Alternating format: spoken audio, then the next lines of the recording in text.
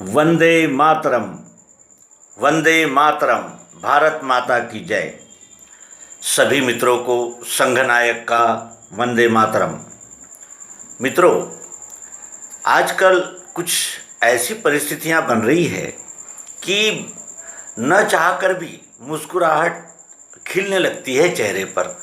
और ये ऐसे लोगों के द्वारा किए गए व्यवहार पर मुस्कुराहट आती है जिन पर लाखों लोगों ने विश्वास किया है, लाखों लोगों ने उन्हें नेता चुना है। वो बाकायदा मतदार संघों से चुनकर आए हुए लोग हैं जिन्होंने राज्य घटना संविधान का पालन करने की, अपने जनता का ध्यान रखने की कस्में लोकसभा में खाई है। राष्ट्रपति ने जिन्हें शपथ दिलाई है, ऐसे लोग जब ऐसे सड़क छाप गुंडों की तरह बर्ताव करने लगते हैं तो बड़ा आश्चर्य भी होता है, दुख भी होता है और हंसी भी आती है। अभी लोकसभा में जो बर्ताव हमारे संसद सदस्यों ने किया, क्या उसे हम मंजूर कर सकते हैं, मान सकते हैं? इनकी कृत्यों को देखकर ऐसा कौन सा मतदार होगा जो खुश हुआ होगा? विरोध करने के लिए अनेक मार्ग इस जमहूरियत ने, इस प्रजातंत्र ने जनता के साथ साथ नेताओं को भी दिए हैं।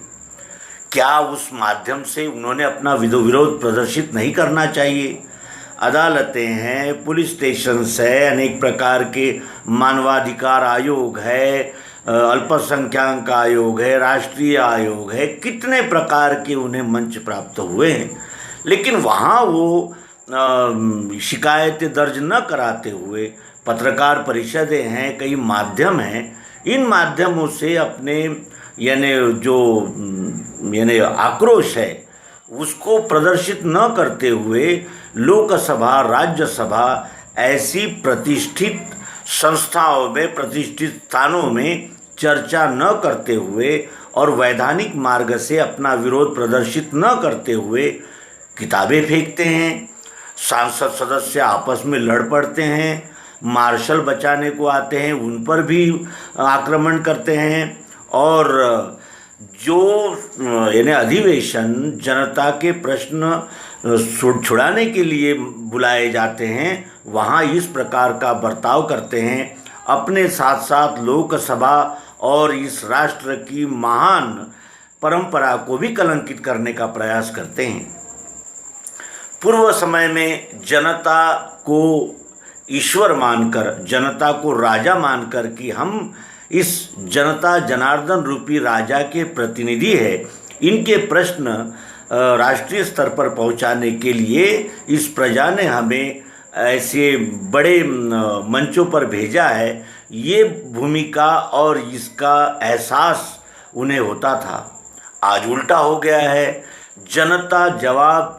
पूछने से पहले ही नेता उन्हें काबू में कर लेते हैं और फिर जाति, कुल, धर्म और वर्ग और अनेक प्रकार की विभक्तताओं में उनके समझ को डाइवर्ट कर देते हैं और उन्हें बहका देते हैं कि वो अपने प्रश्नों के प्रति गाफिल हो जाएं।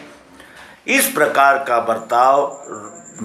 राष्ट्रीय और जिसे कहते हैं कि प्रजातंत्र में क्षम्य नहीं हो सकता, और ये अक्षम्य ऐसा अपराध वो जनता के साथ ही करते हैं।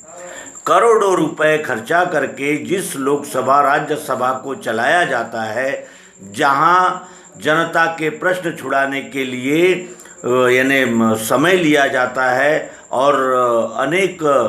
प्रकार के सुविधाएं संसद सदस्यों को दी जाती है, इतना ढेर सारा उन्हें वेतन दिया जाता है, उन्हें भत्ता दिया जाता है, उन्हें अनेक प्रकार की फैसिलिटीज़ दी जाती है, और इतनी फैसिलिटीज़ और इतना पगार देने के बाद भी यदि वो लोकसभा, राज्यसभा ऐसे राष्ट्रीय स्थानकों पर इस प्रकार का बर्ताव करते हैं तो जनता ने किस तरह उन्हें सम्मान देंगी और जनता किस तरह उन्हें नेता मानेगी और किस तरह वो अपने मान सम्मान की रक्षा कर पाएंगे? ये बड़ा विचारणीय प्रश्न है। अभी महाराष्ट्र में भी वही हो रहा है। सत्ताधारी और विरोधक, इनकी लड़ाइयाँ तो होती ही रहती है, अनेक आंदोलन होते हैं, अनेक प्रकार के प्रश्न उपस्थित होते हैं, एक दूसरे पर यानी वाद प्रतिवाद और शह और मात, इस प्रकार के खेल तो चलते ही रहते हैं, ये तो चलेंगे ही, क्योंकि विरोधक सब एक दूसरे के विरोधक, एक दूसरे की बाजी वो मैंने नेस्तनाबूद करने के लिए तो प्रयत्नशील रहेंगे ही रहेंगे, उसमें तो कोई दुमत नहीं है। लेकिन किसी ने कुछ विरोध में लिख दिया, इसलिए उसे किसी मंत्री के घर में बुलाकर मारपीट करना, किसी ने कुछ गलत नारे लगा दिए तो इसलिए उस उन लोगों पर पथराव कर देना, या कोई किसी ने किसी नेता के विषय में कुछ गलत कह दिया तो उस नेता को छोड़ देना, और उस नेता वो नेता जिस पार्टी का है उसके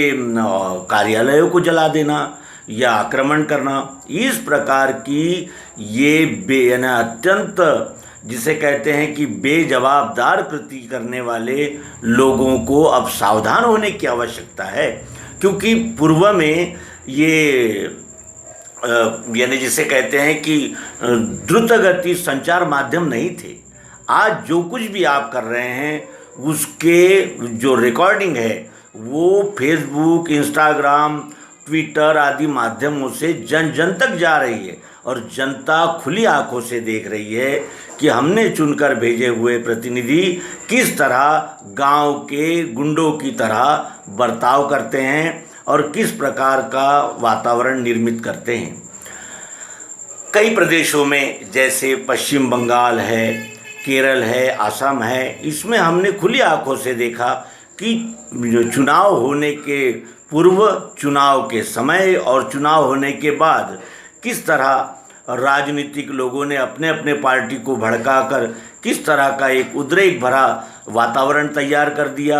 इसने उस पार्टी को वोट दिया इसलिए उन्होंने इनके मकान जला दिए, इनको मारपीट किए, इनको भगा दी, और उन्होंने इनके वोटर्स को मतदान नहीं किया इसलिए उन्होंने पथराव किया,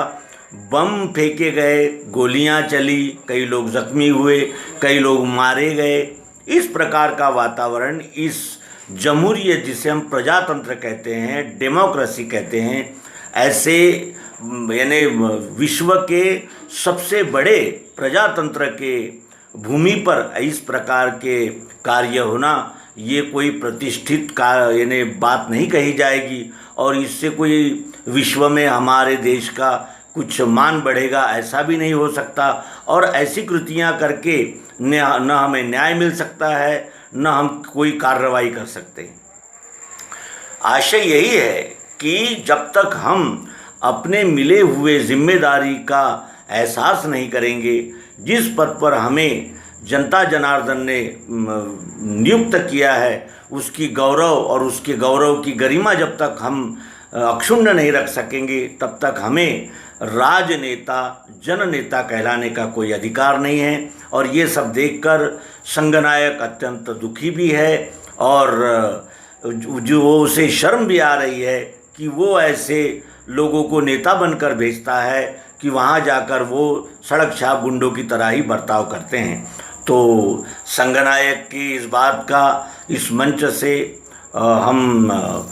यानी ऐलान करते हैं और आशा करते हैं कि जन जन तक ये पुकार पहुँचेगी, और इस जनता की पुकार को हमारे राजनेता गंभीरतापूर्वक धारण करेंगे और इस देश की गौरवशाली इस परंपरा को अक्षुण्ण रखेंगे। यही उम्मीद और यही आशा करते हुए वंदे मातरम, भारत माता की जय।